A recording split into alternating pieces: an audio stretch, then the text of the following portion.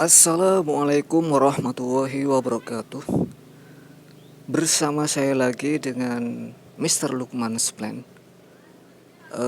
Video kali ini akan meliput tanaman Divenbasia, bunga Divenbasia atau bunga bahagia.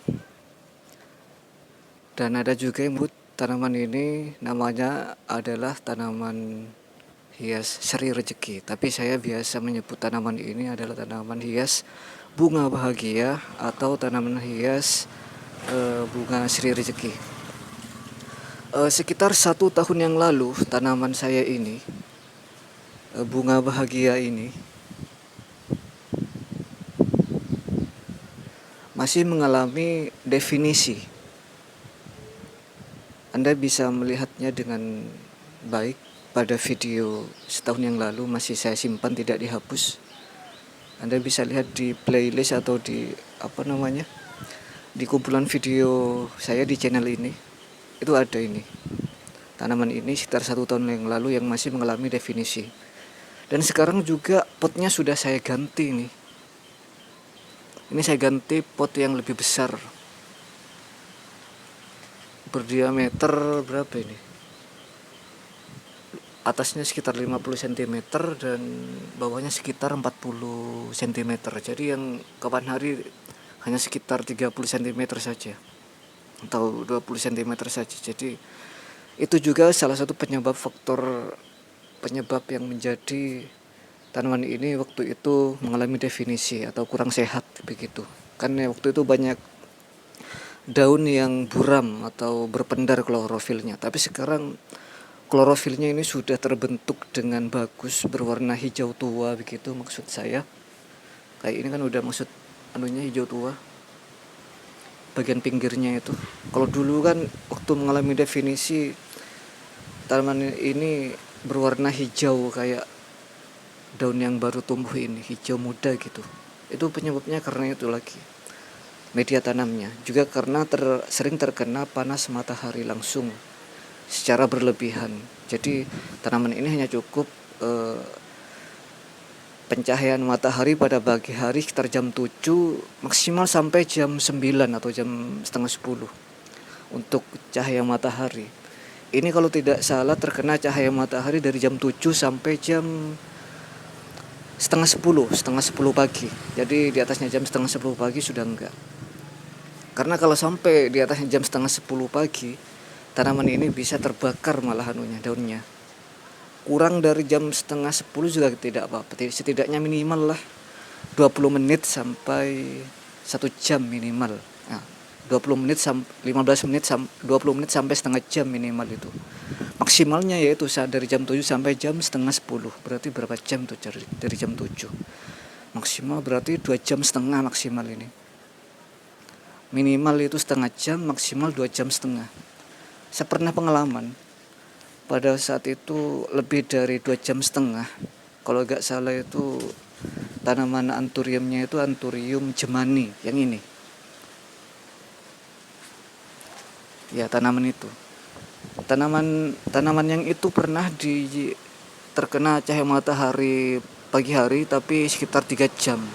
Ini sudah sekitar maksimal sudah 1 jam setengah ini cuma terkena panas matahari. Nah, waktu itu tanaman jemani yang itu, Anthurium jemani saya itu terlihat ada perubahan terbakar mau berpendar gitu harusnya klorofilnya. Jadi saya mundurkan sedikit agar posisi potnya ke belakang, tidak ke depan, tidak agak ke depan. Itu posisinya di sini. Nah, sekarang saya mundurkan ke sana.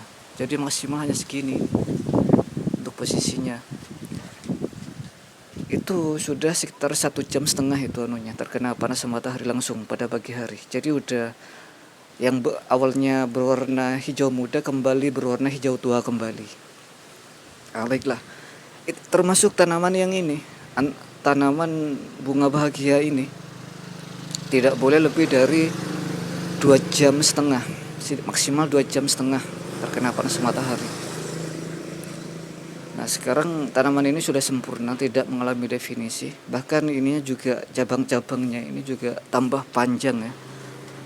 Ini rantingnya ini, cabang-cabang dulunya dulu kan pendek segini, cuma sekarang udah panjang begini karena sekarang udah berapa ya, sekitar 1 tahun ya. Banyak daun juga yang gugur, daun lama itu yang jadinya karena pertumbuhan juga ya, dipupuk juga ininya, media tanamnya pakai pupuk yang bagus. NPK juga bagus. Tanaman ini tidak berpengaruh banyak kepada efek negatif NPK yang butiran-butiran itu. Tanaman ini sangat kuat, malah bagus NPK sama tanaman yang ini,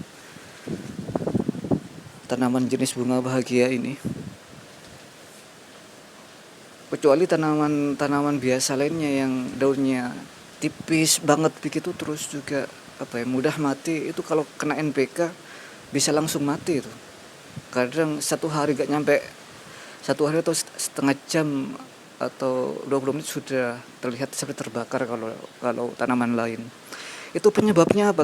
Kenapa tanaman ini sangat kuat terhadap NPK meskipun diberi berlebihan? Penyebabnya adalah ini. Penyebabnya adalah batang ini. Batangnya besar-besar ini. Ini dalamnya lembut, tidak keras. Nah, dari situ NPK itu yang berlebihan itu disaring di sini, difilter di dalam batangnya ini, atau pohon batang Divenbesia ini. Jadi sama Divenbesia itu sudah dinetralisir atau dipendarkan gitu. Kalau yang terlalu berlebihan malah dijadikan energi, malah batangnya malah tambah besar kalau berlebihan.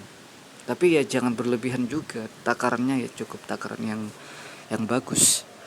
Setidaknya untuk kayak gini ya, untuk takaran pupuk NPK itu maksimal itu 1 sendok teh dilarutkan ke dalam air 600 ml gitu, atau botol atau kemasan botol yang kecil itu 600 ml.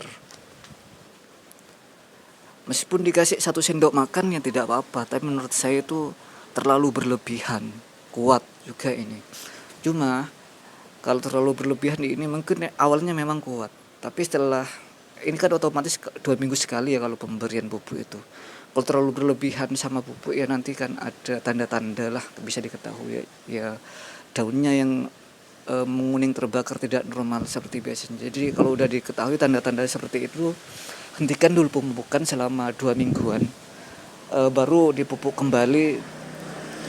Setelah itu 2 minggu sekali dengan takaran pupuk NPK yang berbutiran maksimal ya 1 sendok teh saja. Itu mungkin sekitar 2 gram atau 3 gram itu. Kalau 1 sendok makan itu takarannya kalau nggak salah sekitar 4 gram sampai 6 gram. Tapi kalau 1 sendok teh sekitar 2 gram sampai 3 gram.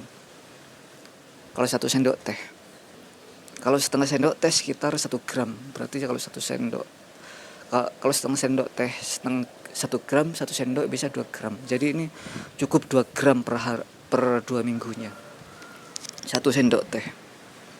Nah, tapi ini kayaknya gak pernah dipupuk deh selama 6 bulan terakhir. Walaupun dipupuk hanya 3 bulan sekali, itu pun hanya 1 gram. Jadi otomatis ini untuk unsur haranya lebih cenderung menyerap unsur hara dari media tanam tanah saja.